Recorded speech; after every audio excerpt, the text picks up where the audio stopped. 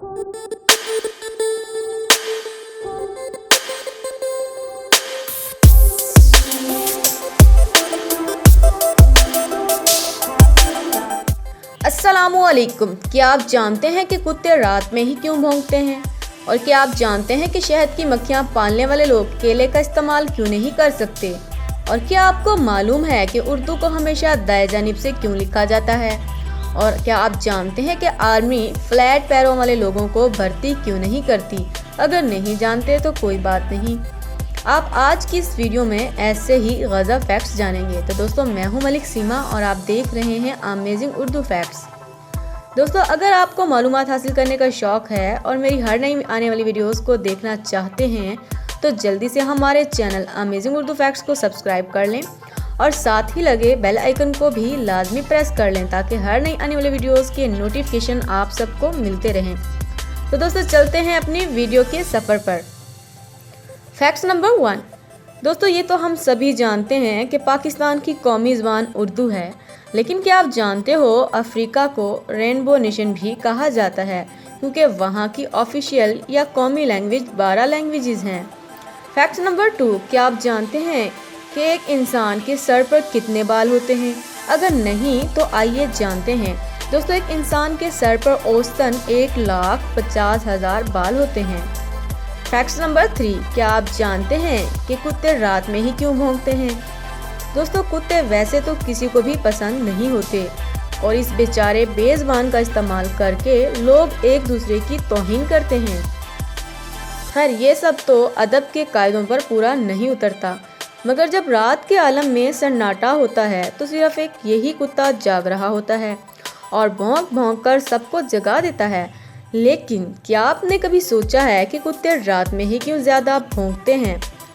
कहीं इसको रात को कोई तकलीफ़ तो नहीं महसूस होती या फिर रात में ज़्यादा ठंड महसूस तो नहीं करते? मगर ऐसा कुछ भी नहीं है। इसकी कई वजूहात हैं। दोस्तों, सबसे पहली वजह यह है कि कुत्ते भी इंसानों की तरह तन्हाई महसूस करते हैं और वो अपने साथियों को याद करके रोते हैं और पुकारते हैं, और जब उसे अपना साथी मिल जाए तो वो खुशी का इजहार भी भौंकते हुए ही करते हैं। और इसी तरह कुत्तों में भी इंसानों की तरह जज्बात मौजूद होते हैं। कुत्ते भी अपने साथियों से मजाक करते हैं, लड़ते हैं और शरारतें करते हैं और अपने साथियों को तंग करने के लिए भी भौंकते हैं।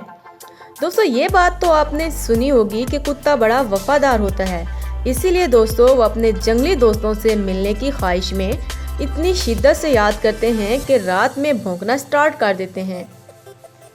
दोस्तों, जब कुत्ता किसी परेशानी में हो या फिर रास्ता भटक गया हो तो वो भौंकता है ताकि उसकी आवाज़ सुनकर उसके साथी उसके पास आ जाएं।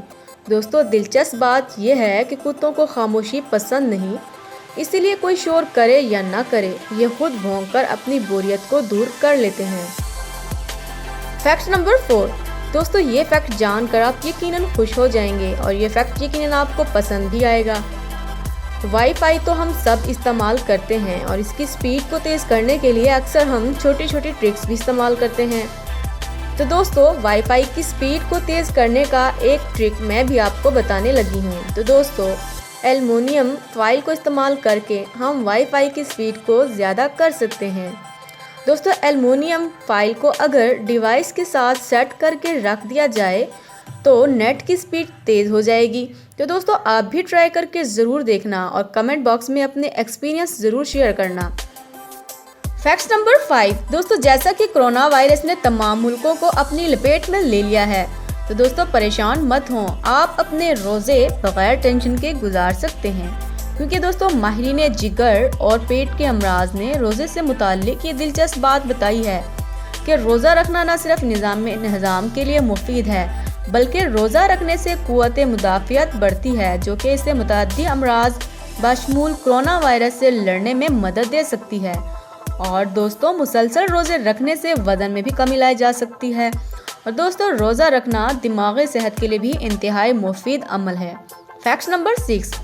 दोस्तों, हम इंग्लिश को हमेशा बाएं से दाएं जानिब लिखते हैं, पर क्या आपने कभी सोचा है कि जब हम उर्दू लिखते हैं तो दाएं से बाएं जानिब क्यों लिखते हैं? दोस्तों, इसमें परेशान होने वाली कोई बात नहीं है। जैसे उर्दू दाएं से बाएं जानिब लिखी जाती है, ऐसे और भी 12 ज़ुबानें हैं जो दाएं से बाएं लिखी जाती है। दोस्तों जिनमें अरबी यहूदियों की ज़बान हेब्रो फारसी, सिंधी, बरानी, अजीली देवी और 2 ज़बानें इंडिया की भी मौजूद हैं। ब्राही क्रोस्टी वगैरह ये भी कुछ ऐसी ही ज़बानें थीं जो दाएं से बाएं लिखी जाती थी। कुछ रिसर्चर्स को खुदाई के दौरान मोहनजोदाड़ो के कुछ सिक्के मिले हैं जिस पर एक राजा की तस्वीर बनी हुई है और इस पर कुछ लिखा भी हुआ है जो कि आज तक कोई पढ़ नहीं सका और ये ज़ुबान भी दाएं से बाएं लिखी गई है। तो दोस्तों ऐसे में हम किसी भी ज़ुबान के बारे में ये नहीं कह सकते कि कौन सी ज़ुबान सीधी लिखी गई है और कौन सी ज़ुबान उल्टी लिखी गई है।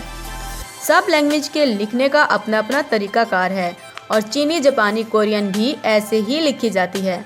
तो दोस्तों अगर आप ऐसी ज़ुबान के बारे में जानते हैं जो कि बहुत कम लोग जानते हों तो आप हमें कमेंट बॉक्स में ज़रूर बताइएगा। फैक्ट्स नंबर 7, इस दुनिया में एक ऐसा भी इलाका मौजूद है जहां पर लाशों के टुकड़े परिंदों को खिलाए जाते हैं। क्या आप जानते हैं कि ये इलाका कहां वाक़ है? तो दोस्तों जैसा कि आप सब जानते हैं कि दुनिया के कुछ मज़ाहिब और माशरों में इंतकाल कर जाने वालों की तदफीन की जाती है और बाज़ मज़हब में जलाया जाता है और इसी तरह और भी तरीके राइज हैं। मगर दोस्तों चीन के इलाके तिब्बत में लोग अपने मर जाने वाले प्यारों के टुकड़े करके चीलों और कौवों को खिला देते हैं। फैक्ट नंबर 8, क्या आप जानते हैं कि आर्मी में फ्लैट पाँव वाले लोगों को भर्ती क्यों नहीं किया जाता? अगर नहीं जानते तो परेशान होने की ज़रूरत बिल्कुल नहीं है। तो दोस्तों आप जान लीजिए कि ऐसी क्या वजह है। जब हम चलते हैं और दौड़ते हैं तो ज़मीन से हमारे पाँव पर बहुत से प्रेशर लगते हैं। अगर हमारे पाँव फ्लैट होंगे तो ज़मीन से हमारे पाँव पर ये प्रेशर पूरी तरह से ट्रांसफ़र हो जाएंगे और ये प्रेशर पाँव की हड्डियों से होते हुए कमर तक पहुंच जाते हैं जिससे हमें कमर दर्द की शिकायत हो सकती है। पर अगर पाँव दरमियान से उठा हुआ हो तो तब इन प्रेशर को हमारा पाँव एक शॉक की तरह एब्जॉर्ब कर लेते हैं। दोस्तों ये तो हम जानते हैं कि आर्मी ऑफिसर्स की ट्रेनिंग बहुत टफ होती है। भागना, चढ़ना, कूदना और पहाड़ी और बर्फ़ वाले एरिया में चलना इनकी डेली रूटीन का हिस्सा है। और दोस्तों इस कंडीशन में फ्लैट पाँव के आदमी को रीढ़ की हड्डी के प्रॉब्लम्स होने के चांसेस ज़्यादा होते हैं और इसी वजह से आर्मी फ्लैट पाँव वाले लोगों को भर्ती नहीं करते। फैक्ट्स नंबर 9, दोस्तों गर्मियों में हमें बर्फ़ की काफ़ी ज़रूरत पड़ती है और अक्सर हमारे घरों में बर्फ़ ख़त्म हो जाती है। तो दोस्तों ये फैक्ट सुनकर आपका ये मसला ज़रूर हल हो जाएगा। दोस्तों अगर आप एक आइस ट्रे में ठंडा पानी और एक आइस ट्रे में गर्म पानी डालकर फ्रिज में रखेंगे तो गर्म पानी वाली ट्रे जल्दी जमेगी और ठंडा पानी बर्फ़ बनने में काफ़ी टाइम लेगा। इसीलिए आपको कभी फटाफट बर्फ़ जमाने की ज़रूरत पड़े तो आप भी पानी उबालकर फ्रीज़र में रख दें और कुछ ही देर बाद गर्म पानी बर्फ़ में बदल जाएगा। तो दोस्तों ट्राई करके ज़रूर देखिएगा। फैक्ट्स नंबर 10 से पहले अगर अभी तक आपने हमारे चैनल अमेजिंग उर्दू फैक्ट्स को सब्सक्राइब नहीं किया तो जल्दी से सब्सक्राइब कर लें। फैक्ट्स नंबर 10, दोस्तों ये बात तो आप सभी जानते हैं कि शहद यानी हनी बी, शहद की मक्खी का फाजिल इखराज शहद को कहा जाता है। लेकिन दोस्तों दिलचस्प बात यह है कि शहद की मक्खियों को पालने वाले मालिक अगर केले को खा लें तो मक्खियाँ उसे काट लेती हैं जैसे कोई वो उसका दुश्मन हो।